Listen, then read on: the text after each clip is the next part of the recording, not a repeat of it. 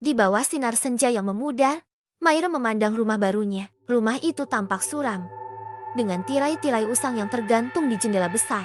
Pohon-pohon tua yang kering berdiri di sekeliling rumah, menambah suasana sunyi dan menyeramkan. Maira berdiri di tengah ruang tamu, mengamati cermin besar di dinding yang memantulkan bayangannya dengan samar. Ruangan itu terasa dingin dan kosong, meskipun cahaya matahari terakhir masih menyinari ruangan. Koridor panjang dengan lantai kayu yang berderit menambah suasana mencekam. Di ujung koridor, sebuah pintu terlihat sedikit terbuka, mengeluarkan cahaya remang-remang dari dalam.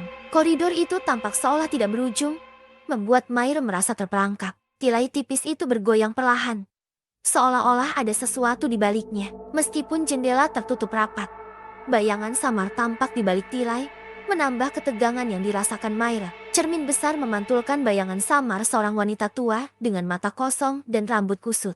Maira yang berdiri di depan cermin tampak ketakutan, tetapi bayangan di cermin menambahkan aura mengerikan. Maira membuka pintu kecil itu dan melihat tangga kayu tua yang mengarah ke bawah tanah. Ruangan di bawah tampak gelap dan lembab, dengan udara yang dipenuhi debu dan bau asap.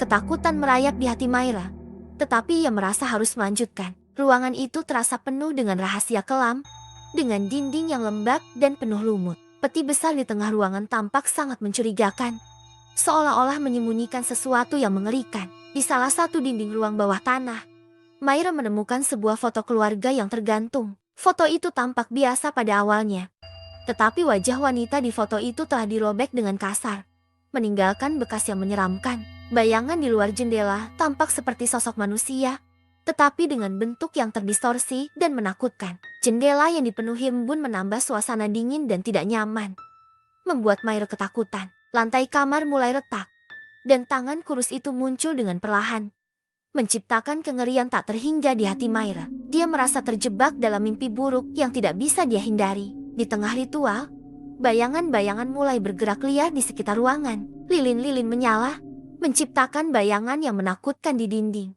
Maira merasa semakin terjebak dalam kegelapan yang mengelilinginya. Wanita tua itu tampak semakin nyata, dengan mata penuh kebencian dan amarah yang membara. Maira tidak bisa bergerak, hanya bisa merasakan ketakutan yang luar biasa saat tangan wanita itu mendekat. Ruangan itu berubah menjadi kekacauan, dengan api biru yang menyala-nyala dan bayangan-bayangan menghilang di antara kobaran api. Maira hanya bisa melarikan diri dengan panik, meninggalkan rumah yang terbakar di belakangnya. Maira berdiri di luar rumah, melihat jendela yang terbuka dengan tirai yang bergerak pelan. Bayangan samar terlihat di balik tirai itu, memberikan kesan bahwa sesuatu masih mengawasi Maira dari dalam rumah. Maira memutuskan untuk meninggalkan kota, tetapi bayangan dari rumah tua itu tidak pernah meninggalkannya. Setiap kali ia melihat tirai di rumah lain, ia selalu merasa ada sesuatu yang mengintai di baliknya. Maira tidak pernah benar-benar bebas dari kutukan rumah tua itu. Meskipun ia telah meninggalkannya, rasa takut dan bayangan mengerikan itu terus menghantui hidupnya,